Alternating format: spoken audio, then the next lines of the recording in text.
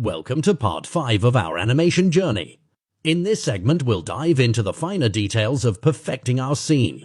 Get ready to learn some camera tricks to add depth and dynamic motion to your animation. We'll also explore how to change eye color and make other small adjustments to make your character truly unique. But that's not all. We'll also add props like logos and other elements to enhance the scene and give it that extra touch of professionalism. And when it's time to render, we'll use the movie render queue for optimal results, ensuring that your animation looks stunning and ready to be shared with the world. So let's get started. Begin by selecting the camera view if you haven't done so already. Now, we'll keyframe the camera in the sequencer to bring our animation to life. Here's how. First, click on the triangle next to the camera in the sequencer to open its options. Next, find the initial position for the camera that you want to start with. Make sure to set your desired focal length and keyframe, all the necessary parameters. Move a little forward in the sequence to the next important moment in your animation. Now position the camera where you want it to be at that specific moment and set the focal length. Remember to keyframe everything to capture the movement, just like animating the character. Playing around with the camera is essential. Find the camera movements and focal length changes that best suit your project. You may not need big dramatic movements for this scene, so focus on subtle adjustments to enhance the overall composition. Take your time, experiment, and fine-tune the camera movements until you are satisfied with the results. Excellent! Now that you're happy with the camera movement, let's work on setting up the camera focus. Select the camera and go to its settings. In the Camera Details tab, we previously chose not to override the focus method. Now that all animations are ready, we can finally select the Manual Focus option. After choosing Manual Focus, you'll notice that the view appears blurry. To better visualize the focus, go to the Detail tab and select Draw Debug Focus Plane. This will display the focus plane as a visible layer, making it easier for you to adjust the focus accurately. Return to the sequencer and start adjusting the focus for each key moment in your sequence. Move through the timeline step by step and carefully keyframe the camera focus to match your desired visual focus.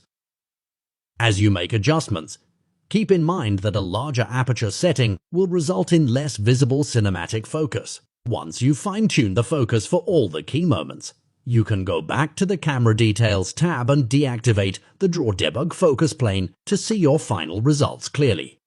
With the camera focus expertly adjusted, your animation will now have a more professional and polished look. Take your time with this step as it greatly contributes to the overall cinematic experience of your project. Next, we will set up the lighting. To do that, we need to go out of the camera view and make sure the game view mode is deselected.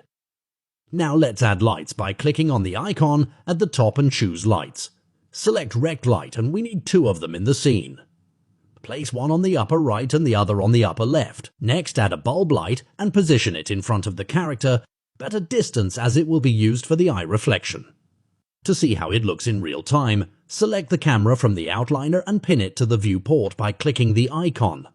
This way, you can adjust the lights while still having the camera view. Now let's add another light behind the character, mainly affecting the floor. Adjust its position. Next, we want to adjust the intensity and color of the lights. Select any of the lights and go to Details. Look for Intensity, and under it, you'll find Color. Adjust these settings for each light, including the directional light. Lights play a crucial role in all visual productions, including film, animation, video games, photography, architecture, product design, and theater. They set the mood, enhance storytelling, create realism, and guide the audience's focus. Mastering lighting techniques is essential for captivating and impactful visuals in all these sectors. After adjusting the lighting to your liking, next we will add our logo to the scene. This is a straightforward process. We need a PNG file in a square format. Simply drag and drop the PNG into the content browser. To add it to the scene, select the plane from the same icon we used for the lights. Add a plane, rotate it to the desired position, and then drag the PNG onto it. Now the logo should be visible on the plane. If we want the logo to glow, we can edit its material. Unreal automatically created a material when we applied the texture. we can access the material and adjust its properties, such as making it emit light or adding a glow effect to the logo. To make a material glow, we need to adjust the emissive value. Here's how to do it. Press and hold the letter M and click on an empty space in the blueprint. This will create a multiplier node. Press and hold the number 3 and click again. This will create a color node. Press and hold the number 1 to add a variable where we can adjust the strength of the emissive color. Connect the color node to input B in the multiplier node and the variable to input A. Connect the output of the multiplier node to the emissive value of the material. Now you can play around with the color and the strength of the emissive value until you are happy with the result.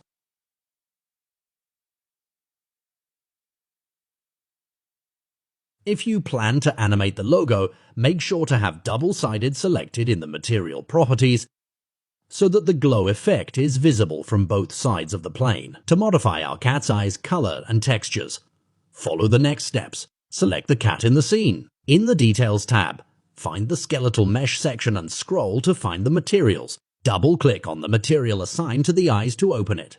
Double-click further on the material instance to access its settings. Here, you can change various values, including brightness and roughness of the eyes. To change the eye color entirely, we need to access the texture.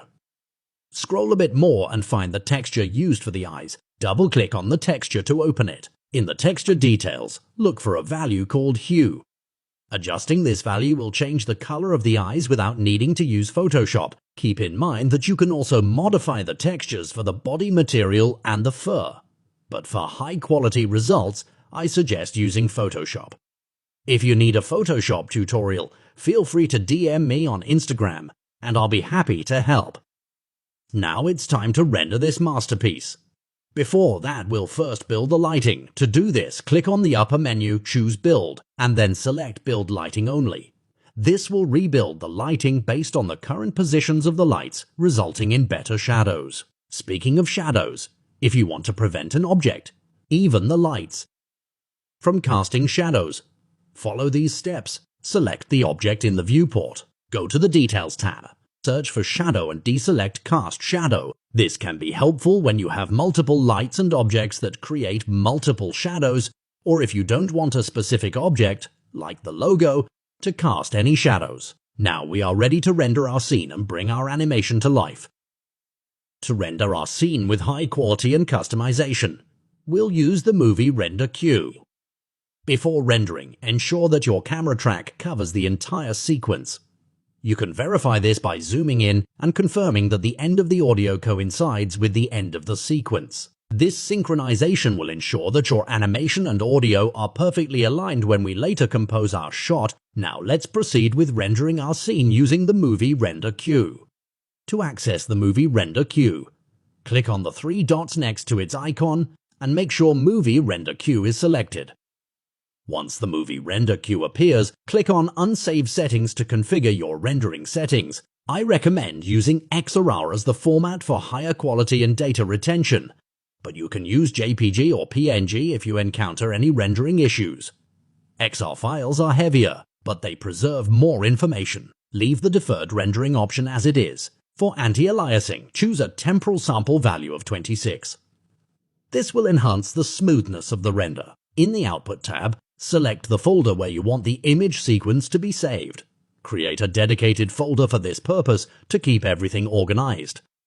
Next, choose the resolution. 2K is a good option, but if you prefer a lower resolution, H&I is more than sufficient for most platforms. Remember to invert the values of the resolution since you want to render a vertical format. Once you have checked and confirmed all the settings, click Save and then the Render Local button. This will initiate the render process and provide you with a low-quality preview. Congratulations on completing part 5 of our animation journey. You've made incredible progress from perfecting the scene with lighting adjustments and adding your logo to rendering a high-quality image sequence using the Movie Render Queue. Your dedication and creativity are truly impressive. In the final episode, Part 6 will take your masterpiece to the next level by bringing it into DaVinci, an amazing free video editing software. You'll learn how to compose your shots, add effects, and create a professional quality animation that will leave a lasting impression. Thank you for joining me in this exciting adventure of animation creation. I'm looking forward to helping you achieve your vision and create something truly extraordinary in the grand finale, so stay tuned for the epic conclusion in part 6.